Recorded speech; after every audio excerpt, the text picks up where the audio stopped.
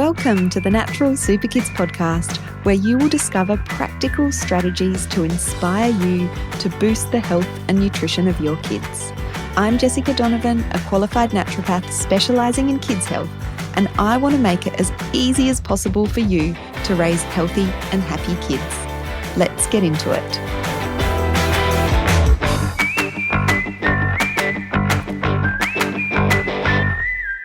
Hello everyone, welcome to the Natural Super Kids podcast. Today's topic is quite a specific one. So I'm guessing some of you might be new to the Natural Super Kids podcast and be listening to this episode specifically because you want to know more about this topic. Maybe some of you are just intrigued and like, oh, what is this? What is this FPIES? So today we are talking about FPIES, FPIES. It stands for Food Protein-Induced Enterocolitis Syndrome.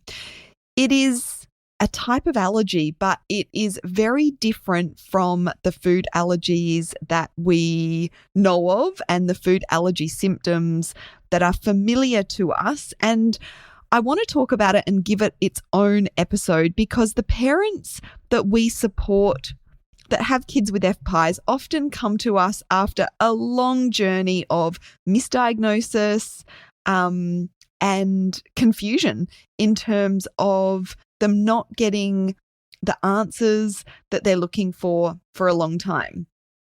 So when I say it's different to normal allergies, it doesn't have those immediate symptoms that a food allergy normally would, where you're getting, the swelling in the mouth and the throat, the tingling.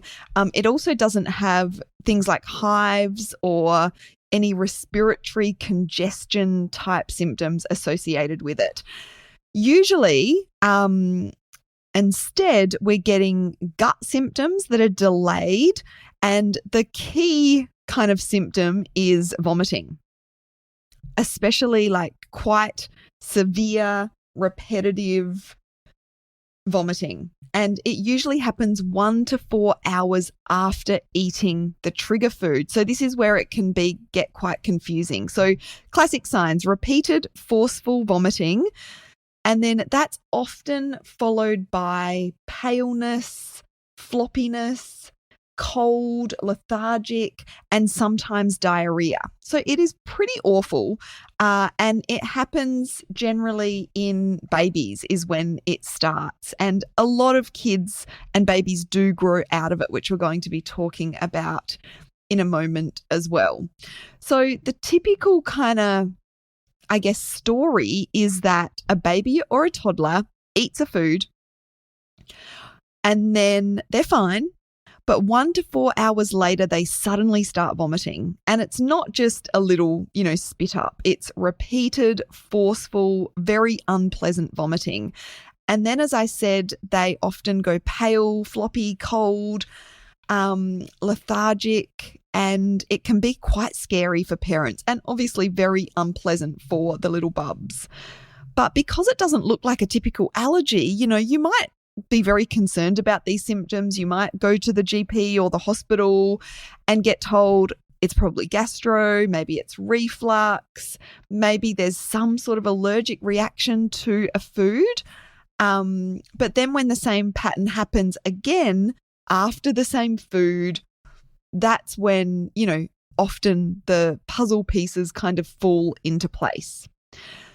So FPIES is a delayed gut-based food allergy, and it doesn't show up on standard allergy tests either because it is non-IgE mediated. So if you're, this will often happen where a baby is sent for allergy testing and nothing comes back. And so that can just sort of add to the confusion. So the timing is the biggest clue. Like I said, it usually happens 1 to 4 hours after eating a trigger food. And I want to talk about the common trigger foods for FPIES: rice, oats, cow's milk or dairy products, soy, egg, legumes, sweet potato, and chicken. Any food can technically trigger FPIES. And some babies, like a lot of babies, will just be triggered by one food. But there are definitely cases that I've worked with, that I've supported families with, where there's been multiple FPIES reactions. So, a baby might have FPI reactions to rice and soy and sweet potato, for example. So diagnosis of FPIES is usually based on a detailed clinical history and symptom pattern. Often it's an allergy specialist, and sometimes it might be a GP or even a naturopath or a nutritionist that sort of pinpoints this. In the cases that we see here at Natural Super Kids, it's often already been diagnosed, and the parents are seeking our support to see what they can do holistically, beyond maybe what the allergist or medical specialist has recommended. And there are certainly things that we can support babies and toddlers with FPIES in, and we'll talk about that in a moment.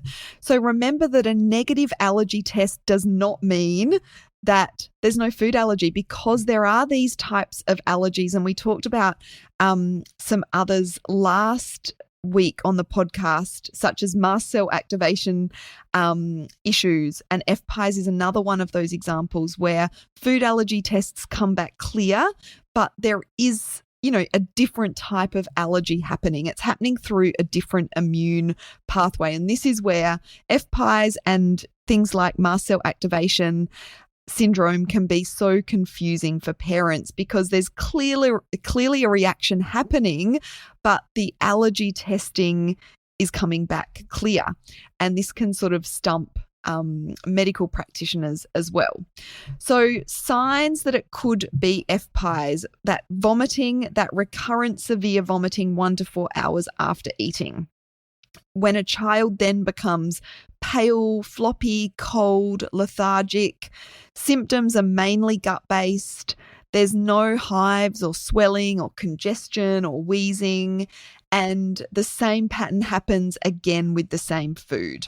And then allergy testing is negative or inconclusive. So I know I've already mentioned all those things throughout that episode already, but I just want to reiterate that list of, signs and symptoms that your child's reactions could be related to FPIES.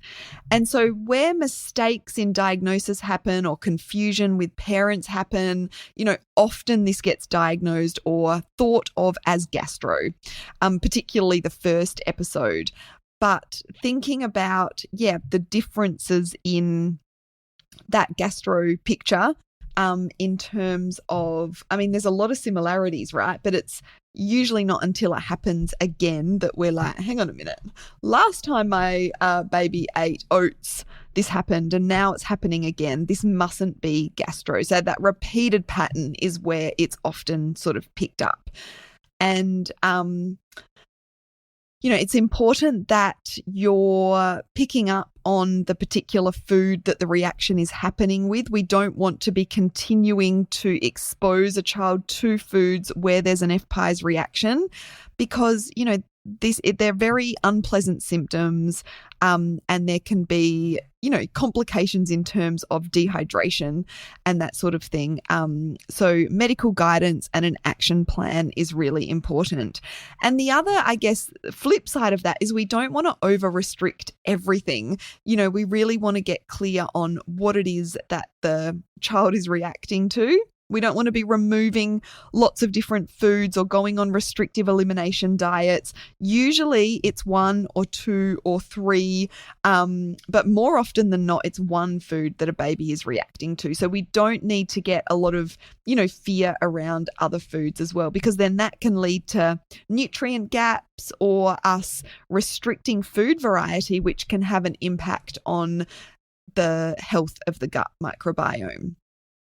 So we want to really be mindful about tracking the pattern. What food was eaten, how much of it was eaten, how long after that food was eaten were they vomiting, other symptoms that the baby or child has experienced, and whether the same reaction has happened before.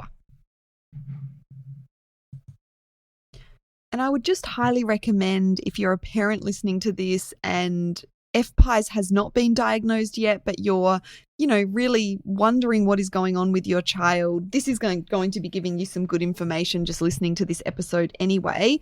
But listen to that gut feeling, that intuition that you have, and make sure that you are advocating for your child and asking for a referral to an allergy specialist, especially if there's been repeated episodes of vomiting that include those other symptoms particularly. And if you're, going to the hospital, you can ask for a referral to an allergy specialist as well. So just making sure that you are, like I said, advocating for your child, because it's just awful to see, children being exposed to the same food over and over and, having these awful symptoms when that could be prevented with the right care and the right direction. So if you're wanting to reintroduce foods back into your FPIES child's diet, make sure you're doing that under medical supervision. Always listen to your allergy specialist and take on board, what they're saying in terms of that safe reintroduction. And that leads me to how we can help as natural health practitioners, as naturopaths and nutritionists, because we do support kids with FPIES. Now, FPIES is, said to be a rare condition, but there's really differing statistics on this. And I think because of the problem with getting correct diagnosis, it is more common than we think. When we are supporting kids with FPIES, we always want to make sure that parents know that we are not here to replace allergy specialists. This is all about a complementary approach. So allergy specialists and natural health practitioners together can really help make sure that that child has the best health outcomes. And the good news with FPIES is that more often than not, children do outgrow these awful sort of food reactions. But what we do from a naturopathic standpoint is make sure that we're supporting that diet diversity. Lots of variety in the diet is really important when it comes to ensuring a child is getting a good range of nutrients, and so important in those early years where there's so much growth and development happening. So we can support you with that, that safe diet diversity, diet variety, preventing unnecessary restriction. And these two things alone can really support healthy gut microbiome, which supports healthy immune development. And that's really important in those early years as well. Supporting gut health, not just by making sure there's variety and diversity in the diet, but there's so much that we've got in our toolkit, if you like, as naturopaths and nutritionists, that we can help in terms of supporting gut health with specific strains of probiotics, with, gut healing foods and particular nutrients in either supplementation form or in food form. Supporting gut health is so important, as you have probably makes sense with FPIES, because it is a digestive issue. It's affecting the gut, and it is to do with a food reaction. So the better we can strengthen the gut and improve microbiome and gut health overall, the better the overall health of that child will be. We can also really help with reducing inflammation load, planning food in introduction with the help of allergists, and meal planning, recipe planning to make sure babies and toddlers are getting that, good variety of foods. Because the other thing that can happen if we restrict food unnecessarily is it can lead to a lot of, unhealthy sort of food habits with picky eating and fussy eating and that sort of thing. And I guess a underestimated part of what we do is supporting parents, because it is tricky dealing with food protein allergies like FPIES. And so just helping support you as a parent can be really helpful. But supporting gut, the gut lining, and reducing any sort of leaky gut, and also things like hydration, particularly if there's, been recent episodes of that severe vomiting, can be really helpful as well. And of course, here at Natural Super Kids, we are very well versed, knowledgeable, experienced in not just the sorts of prebiotics and probiotics and gut healing supplements that are suitable for children and young children, but also the compliance aspect of getting those sorts of supplements into young children can be quite tricky. And we have a lot of experience with that as well. So if you're a parent listening to this that is feeling alone in your journey with FPIES, know that it is more common than you think. Know that there is support beyond the allergist that you may not get a lot of time with, in your appointment. We can certainly support you with improving, your child's overall outcomes and making sure that they are as healthy as possible. Because as we talk about often on this podcast, how we lay those foundations in the early months and years of a child's life really does help to set your child up for better health outcomes long term. And so much of a child's immune development and gut microbiome development is done in those early years. So we can certainly support you to make sure that you are doing the best you can, and we are well equipped to be able to do that. I hope this episode has been helpful, and please reach out if you need any support. You can find details about our one-on-one consultations that all happen online on our website at naturalsuperkids.com. We'll make sure the link is in the show notes as well. And we've got a lot of other episodes on gut health, gut microbiome health, immune development, allergies, eczema. These things can often go hand in hand with FPIES as well. So you can easily search our podcast library for more resources if you've enjoyed this episode and want to learn more. Thank you so much for listening.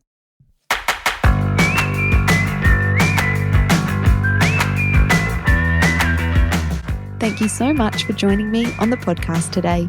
Head on over to our website, naturalsuperkids.com, for the show notes for this episode, as well as a whole heap of inspiration to help you raise healthy and happy kids. I'll see you next week.